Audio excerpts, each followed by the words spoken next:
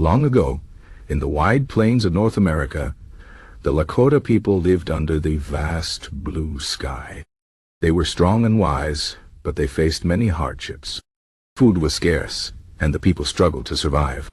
The spirits seemed far away, and the people prayed for guidance. Then, one day, a miracle appeared on the horizon. A strange and beautiful woman walked toward them, dressed in white buckskin and carrying a sacred bundle.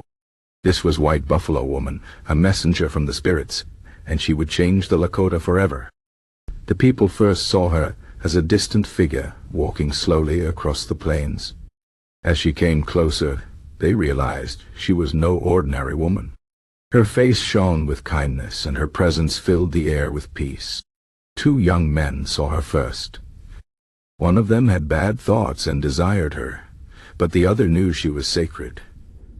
The first man reached out to touch her, but as he did, a dark cloud covered him, and when it lifted, only his bones remained. The second man fell to his knees in respect. White Buffalo Woman told him to return to his people and prepare for her arrival. When she entered the camp, the people gathered in awe. She carried a bundle wrapped in sage and sweetgrass. Inside was a sacred pipe, a gift from the spirits. She taught the Lakota how to use it, showing them how to fill it with red willow bark tobacco, how to hold it, and how to pray with it. The pipe, she said, would be their connection to the Great Spirit. When they smoked it, their prayers would rise like smoke to the heavens. She told them that as long as they honored the pipe, their people would survive. But her teachings did not stop there. White Buffalo Woman gave the Lakota the 7 sacred rites, ceremonies that would guide their lives. These included the sweat lodge for purification, the vision quest for understanding, and the sun dance for strength.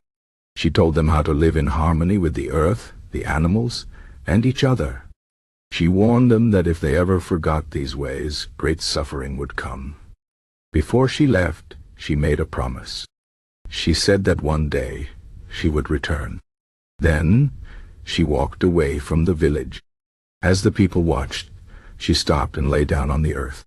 When she stood again, she had turned into a white buffalo calf. The calf trotted away, changing colors, black, yellow, and red, before disappearing into the distance. The people knew this was a sign of great power. The white buffalo was sacred, and its appearance meant the spirits were with them. Generations passed, and the Lakota kept White Buffalo Woman's teachings alive. They built stone circles on the plains, sacred places where they performed ceremonies and left offerings. These stone sites were like churches under the open sky. Some were simple rings of rocks, while others were shaped like turtles or other sacred animals. The Lakota believed these places held great power. Spirits lived there, and the stones themselves remembered the prayers of the people. One of the most sacred of these sites is at Bear Butte in South Dakota. The Lakota call it Mato Paha, the Mountain of the Bear. It is a place of vision and prayer. Long ago, great leaders like Crazy Horse and Sitting Bull went there to seek wisdom. Even today, people tie prayer cloths to the trees, leaving their hopes and sorrows in the wind. The stones there are old witnesses, holding the stories of those who came before. Another important site is the Inyan Kara mountain in Wyoming. The name means rock gatherer, and the mountain is covered with stone circles and ancient carvings. The Lakota say that spirits live among these stones, and if you listen carefully, you can hear them whispering. Pilgrims still visit these places, leaving tobacco and praying for guidance, just as their ancestors did. But not all the stone sites are on mountains. Some are hidden in the plains, marked only by rings of rocks. These were places of ceremony, where the Lakota danced, sang, and called to the spirits. The stones were arranged in special patterns, sometimes aligned with the stars. The people knew that the earth was alive, and these stone circles were like doorways to the spirit world.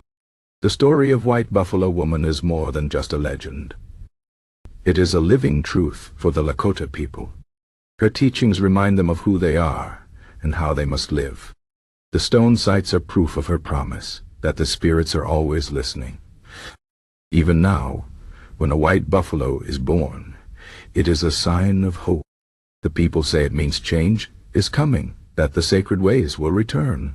The world has changed since White Buffalo Woman first came to the Lakota. Many of their sacred lands have been taken. The buffalo, once countless, were nearly wiped out. The old ways have been forgotten by some. But the stones remain. The prayers remain. And the promise remains. One day, White Buffalo Woman will return. Until then, the Lakota keep her teachings alive, honoring the pipe, the ceremonies, and the sacred sites where the stones remember. So if you ever walk the plains and see a circle of stones, know that it is more than just rocks. It is a place where the earth speaks, where the spirits listen, where the story of White Buffalo Woman still lives. And if you listen closely, you might hear the wind carrying her words, gentle, powerful, and eternal.